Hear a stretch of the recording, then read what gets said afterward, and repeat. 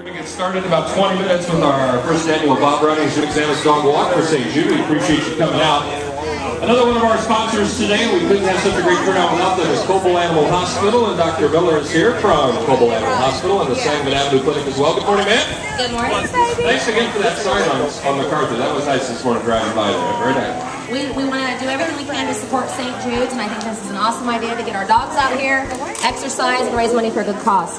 What do you got for us this morning? I have some tips to have a healthy, happy dog. I came up with 10 things that everybody needs to know to keep your dog healthy. Dog treats. No. Okay. Are you ready? I'm ready. Let's have it. Okay. A delayed laugh from Sarah. All right, is everybody ready? I have 10 things you need to remember to keep your dogs healthy and happy. They are in no particular order, but the first one is fresh, cold water all the time. This is really important whether you have an inside dog, outside dog, but it's especially important for those dogs that live outside. Just imagine going outside, how hot it gets, how quickly, and you have nothing to drink but hot, hot water. So if you have dogs that live outside, make sure you're changing their water frequently so they have lots of cold water. The second thing is feed your dog dog food, not people food, not all that stuff that we tend to want to feed our dogs, but feed your dog dog food. It's important that we feed our dogs a certain type of dog food, whether that's puppy food, maintenance food, light food, or prescription food. And it's also important to feed them the proper amount of food. The big problem, just like you see with people nowadays, is we have a lot of obesity in our dog friends. Just to give you guys an idea, a healthy dog, per 20 pounds of dog, you should only be feeding an 8-ounce measuring cup of food. So, in other words, a dog that's healthy and at a healthy weight of, say, 60 pounds should only be eating about 3 cups of food a day. If you're feeding more than that, then that's probably why your dog's fat. So, talk to your vet, they'll help you out there.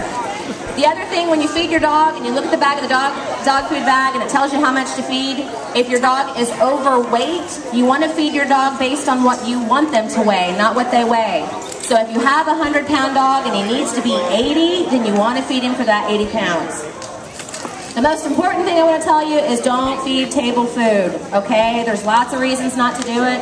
One of them is it promotes begging. You'll never have a peaceful dinner ever if you start feeding your dogs. Obesity is another reason you don't want to feed from the table. And another thing that can be even more serious is it can make your dog sick. There's a lot of foods that are too fatty and too rich for our dogs. You can end up hospitalizing your pets. But there's also foods that we eat that are actually toxic. Things like grapes, raisins, onions, garlic. Those things can actually be very toxic and lethal to your pets. The third thing is provide shelter at all times for your dogs, okay? If your dogs live outside, they need to have shade. They need to have overhead protection from things like rain, snow, sun, those kinds of things. And another thing that we often make a mistake is we love our dogs. We want to take them everywhere with us. In this heat, leave them at home. Do not take them with you and think, I'll only be in the store for 5 minutes. I'll roll the windows down. They'll be fine. Think about how hot it gets in your car when you get right back out, how hot it is. These dogs are covered in fur. You're gone in a store 5 or 10 minutes and they're locked in a hot car. It can actually cause them to die, okay? So it's very, very important. Leave them at home in the cool air where we want to be.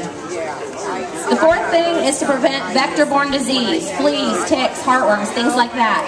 See your vet. There's things that we can do to prevent a lot of these diseases that can also be very serious. Fifth, why we're out here today, is exercise. Exercise with your dog. It's a great bonding experience for you guys. It's good for everybody to help with, burning calories, but it's also a great way to relieve stress at the end of your day. Number 6, which every dog's going to love me saying, are belly rubs.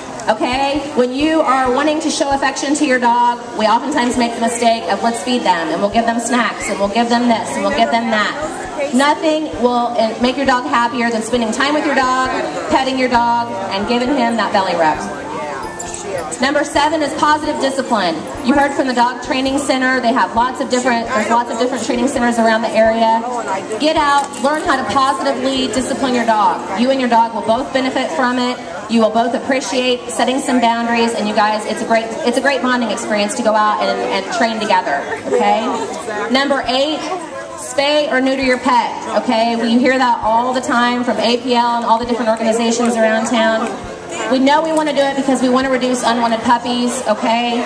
But something some people don't know is that if you do spay or neuter your pet, you are going to reduce their chances of things like very serious diseases and even cancers later in life by having them spayed or neutered. And the other thing is you're going to prevent lots of mess, with males wanting to mark their territory and females going through really messy heat cycles. Number 9 is vaccinate. Okay, many of the diseases that can be fatal to dogs are very, very easily prevented just through vaccination. Okay. And last, and a plug for all veterinarians in Springfield and everywhere else, get your vet, go to the vet regularly, okay? For young, healthy dogs, this means going at least once a year. For older dogs or dogs that have chronic medical conditions, you want to go at least twice a year or otherwise directed by your vet, okay? And keep in mind, what a lot of people forget is that dogs can get many of the same diseases we can. They can get arthritis, heart disease, diabetes, glaucoma, cancers, all these things. So if you go in regularly and catch things early, you're going to be much better in the long run. So thanks again. Those are my top 10. If anybody has any questions, you can stop by the Coble Animal Hospital booth, our sister clinic, Sangamon Avenue, myself, Dr. Frank Coble, Dr. Melissa O'Brien will be around this morning and after the walk to answer any questions. We're going to be doing dental screenings so people can find out if you need to have your dog's teeth cleaned. If you guys have any questions, let us know. And thanks again to all the sponsors, and hopefully this dog walk will be a thing to come in the future. Thank you very much. Dr. Miller from Coble Animal Hospital, one of our many sponsors out here today. Thank you very much. She did very well. Everyone is ready for the walk. I'd say for our first annual, we have done good. And again, it all benefits St. Jude. Like, really, we grab Also, folks, if you haven't signed up for the door prizes we're going to have today, there's a little registration box on the picnic table over here.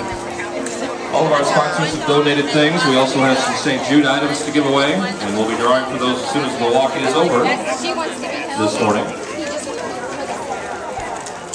Looks like there's a little bit of rain north of us, but it's all staying north right now. There are no storms or anything.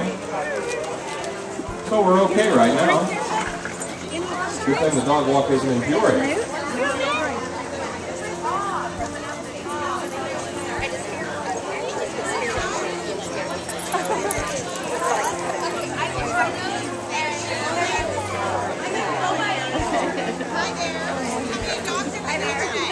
Yeah, you